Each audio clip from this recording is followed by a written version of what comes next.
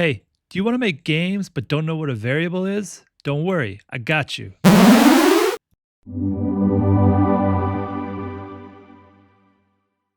In this Unity tutorial series, we'll go ahead and open up a new scene, and in the hierarchy, right-click and create an empty game object. We'll go ahead and call this object guard dog. On the right-hand side, add a component, and this will be our script we'll work on. It'll be hello world. Hit enter, enter again. To create a variable, we must first declare it by specifying a data type and giving it a name. So in our hello world script, let's create a new variable at the top. It'll be an integer, which is used to store numbers. This is abbreviated as int for int, and we'll give it a name like player health. End it with a semicolon, and you're good to go. To initialize player health, in our start method, we could say player health equals 100. Or when we first create our player health, we could just say equals 100. Now we've declared our variable and initialized it. Awesome. Let's create one more. Let's create a string named player name, and we'll set it to Bob. Now, because this is a string variable, we can set anything we want inside of these quotes. So you could put numbers, special characters, you name it, all inside of this string variable. But for right now, let's just leave it as Bob. All right, since we're initializing player health at the start, we don't need to do this in our start method. So let's go ahead and delete player health. All right, so now that we have two variables that are declared and initialized, let's use them in our script. And to use them, we go down to our first method, which is start, that gets called when the script starts up. And a method is a chunk of code or a block of code that's going to get executed from the top to the bottom. So whatever we put on the first line, that's going to get executed first. So we're going to say debug.log parentheses quotation marks. This is just a message that will get printed out. So hello world is going to get printed out in our console log that's used for debugging. It's a good way we can test variables and make sure they're actually what they're supposed to be. So let's say my name is Bob and my HP is 100. Awesome. If we save this and attach this script to a game object in our Unity scene, we hit play, we should see our console log say my name is Bob and my HP is 100. Woo! But it's not really good because we're not actually using our variables.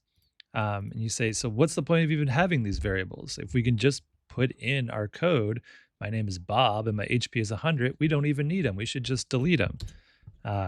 Bad idea, because now we have hard-coded this message and we cannot change it dynamically in our script, and we can't reference it anywhere else. So for example, if our health gets below 0, maybe later on we want to say, oh, if health equals 0 or less than 0, end the game, right? So we can't do that if we don't have a variable to reference. So let's go ahead and have this player take damage. And to do a comment, it's 2 forward slashes, and we'll just say take damage. So we know that this next line of code is going to have the player take damage. This isn't performing anything. It's just a note for us so we know what's happening. So let's say player health minus equals 100. So the player is going to take 100 damage, right? Their health should now equal 0. But we're not using player health anywhere yet in our code. So to use it in our message or in any string here, we're going to add a dollar symbol before the quotation marks. Now we can do interpolation within our string. So this whole chunk inside of the quotes is called a string, right? So same thing as our data type. This is going to get printed out. Now, instead of saying Bob, we can now add curly braces. And inside the curly braces, we'll say player name. and it's going to pass in whatever the value is currently set for player name in here, and it's going to read it off as a string. It's going to concatenate them or add them together. So my name is whatever the value is, my HP is, and we'll say player health. And if this works correctly, it should say my health is 0. Let's go ahead and run it and see what happens. And there you go. My name is Bob and my HP is 0. Woo! Okay, let's make one more variable. And for this, we'll make a GameObject variable. If we go back to Unity, we see we have a GameObject called guard_dog, and this has our hello world script attached to it. Let's see if we can get the name of the GameObject into our script so it can be printed out. So to do that, let's first make a variable to store a reference to our GameObject. So it's going to be a GameObject, and it'll be player game object. And to keep our casing the same, make sure player is not capitalized. All right. Now, how do we get the game object in our script? How do we reference it? Now, you could make this a serialized field, which would make it selectable in our editor, and we could drag in the game object manually. Or since our script is attached to the game object in our start method, we could just say player game object equals this dot game object. Now that we have a reference to it, in our debug log, let's say my game object is, in curly braces, we can say player game object dot name. Awesome. And there we go. It says my name is Bob and my HP is 0. My game object is guard_dog. Perfect. What if you want to create a variable that has multiple values? So let's say you want to create a string variable named enemies, and maybe you have multiple enemies. Player 1, player 2, and player 3, right? Well, in order to do that, you need to add square brackets after string. So that way it tells C# this is an array. We're going to hold multiple values. And then your values can be separated with a comma, but you need to have curly braces around the values. And this might get a little painful later on if you have designers that have to keep coming in and going into the script to change who the enemies are.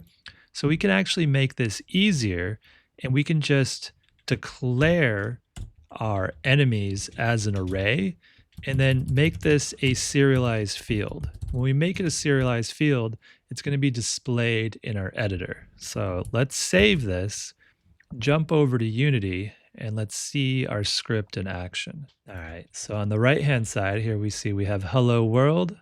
We can expand out enemies, and now we get a nice little UI to add in as many enemies as we want. So we'll say player 1, player 2, player 3, and we'll go all the way up to 5. P5, P6, etc. Oh, we forgot 4. There we go. All right. So now back in our script, let's say we'll hit enter so that way we can add in some more values here and you can see it on the screen.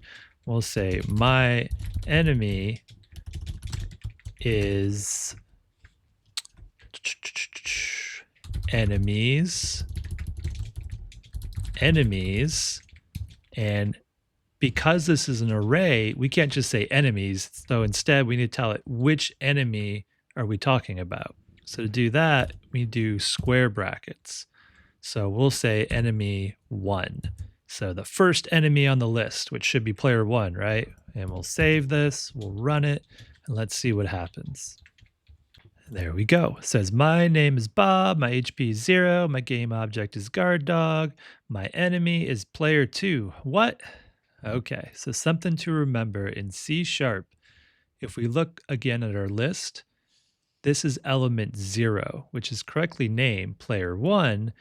All arrays inside of C# start with 0. So there's still 5 items in here, but it starts at 0 and goes to 4. So if we want to target and say our enemy is player 1, that would be number 0. You could have fun here, and we could add in a randomness. So maybe you get a different enemy every time the game loads. So to add in some random selection, we could say random.range, and then in parentheses, what's the range? Well, we're going to say 0 to 4. And it's going to select a random element from our enemy's array. So we'll save it and go back and hit play. There we go. My enemy is player 1. And if we play it again, and my enemy is P4. Awesome. Now you notice the formatting's a little off here. Let's fix that real quick. We can just add in a /new line. And now when we save this and run it, we'll say my name is Bob, my HP is 0, my game object is guard dog, and my enemy is player 3. I hope you enjoyed this brief introduction into variables. If you have any questions, please feel free to leave a comment or email me at sweetandsaltygames@gmail.com.